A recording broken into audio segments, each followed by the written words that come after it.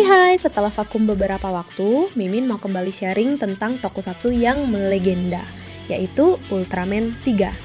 Yuk merapat untuk yang dulunya sering nonton atau paling enggak setidaknya pernah melihatnya, gas! Sebelum dunia mengenal Avengers, sebelum anak-anak ngefans sama Iron Man atau Spider-Man, di Indonesia ada satu pahlawan raksasa dari Jepang yang jadi idola sejuta anak kecil.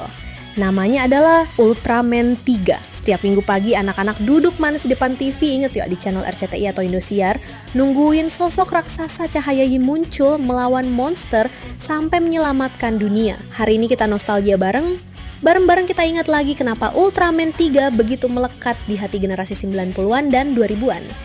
Ini bukan sekedar serial, ini warisan masa kecil untuk kita. Setidaknya untuk anak-anak yang pernah menontonnya. Ultraman 3 tayang pertama kali di Jepang tahun 1996 sebagai awal dari kebangkitan era Heisei dalam dunia Ultraman. Setelah 15 tahun vakum sejak seri terakhir, Ultraman 3 hadir membawa nuansa baru, lebih modern, sinematik, dan dramatis. Dikisahkan, jutaan tahun lalu ada 3 raksasa kegelapan yang berubah menjadi raksasa cahaya setelah terinspirasi oleh keberanian manusia. Salah satunya adalah Ultraman 3. Dan di masa depan, Ultraman 3 bersatu dengan seorang pilot muda bernama Daigo Madoka dari tim Guts. Bacanya Guts atau Guts ya guys, coba komen dan revisi jika salah ya. Lanjut dulu ya. Seorang pilot muda bernama Daigo Madoka datang untuk melindungi bumi dari ancaman monster dan alien. Apa yang bikin Ultraman 3 itu unik? Dia bukan Ultraman biasa. Dia bisa berubah ke 3 bentuk berbeda, yaitu Multi-Type, Power-Type, dan Sky-Type, yang masing-masing punya kekuatan dan kecepatan berbeda. Menarik banget ya. Di Indonesia, Ultraman 3 mulai ditayangkan sekitar tahun 1999 hingga 2000-an. RCTI dan Indosiar adalah 2 stasiun TV yang paling dikenal karena menayangkan seri ini lengkap dengan dubbing bahasa Indonesianya yang khas. Buat anak-anak Indonesia, nonton Ultraman 3 jadi momen spesial setiap akhir pekan yang paling ditunggu. Jadi inget lagi momen-momen masa kecil. Dengan suara narasi yang formal tapi lucu dan adegan penuh aksi, Ultraman 3 menjadi tontonan wajib tiap minggu pagi. Meskipun banyak yang ingat sebagai tontonan minggu pagi, jadwal resminya masuk di domain Indosiar adalah jam 6.30 waktu Indonesia Barat. RCTI pun turut andil dalam jadwal bentrok yang bikin nostalgia kita semakin membingungkan sekaligus menyenangkan.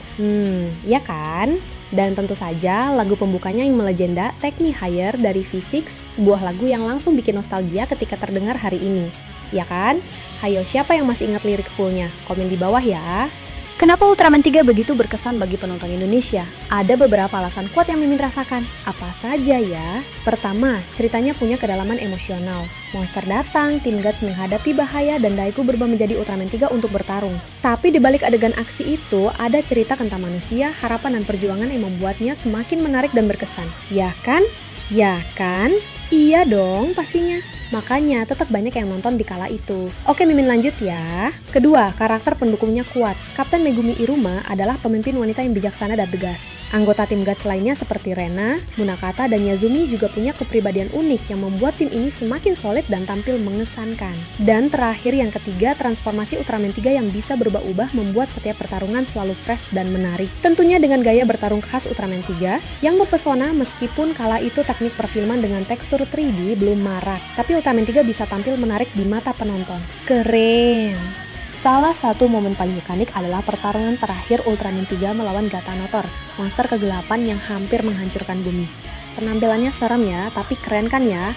Itu yang membuat kita ingin melihat Ultraman 3 melawannya ya kan?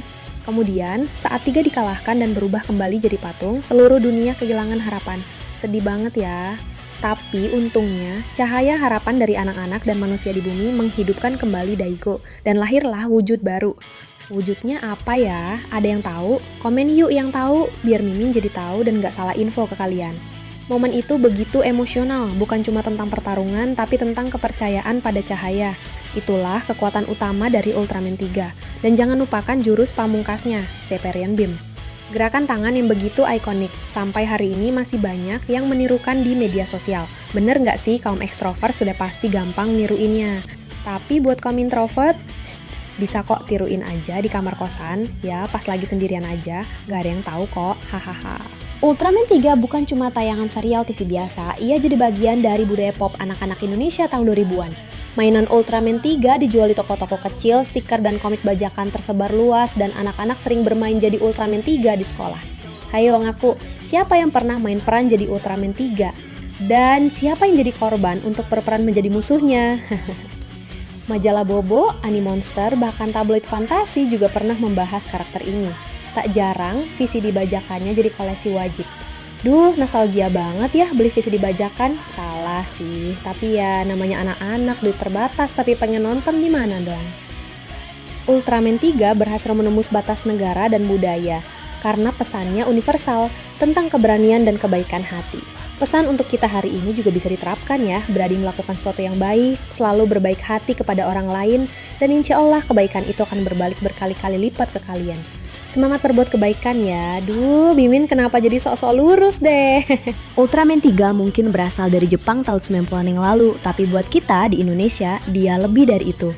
Dia adalah simbol masa kecil yang penuh imajinasi dan semangat. Semangat untuk bangun pagi, semangat untuk beranjak dari tempat tidur, melawan rasa malas. Hanya untuk apa? Untuk menonton tayangan Ultraman 3 sambil ditemani ayam yang sedang berkokok dan pikiran yang tenang karena masih hari libur. Ya kan? Iya dong, Mimin juga ngerasain hal yang sama kok, persis seperti kalian. Kalau kamu punya kenangan dengan Ultraman 3, tulis yuk di komentar. Gak usah malu-malu, banyak kok yang nonton seperti kamu. Apa episode favoritmu? Apa momen yang paling bikin kamu terharu?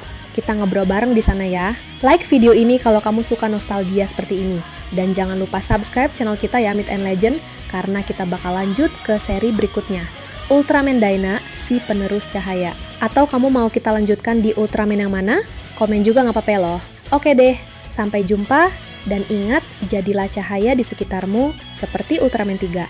Salam nostalgia.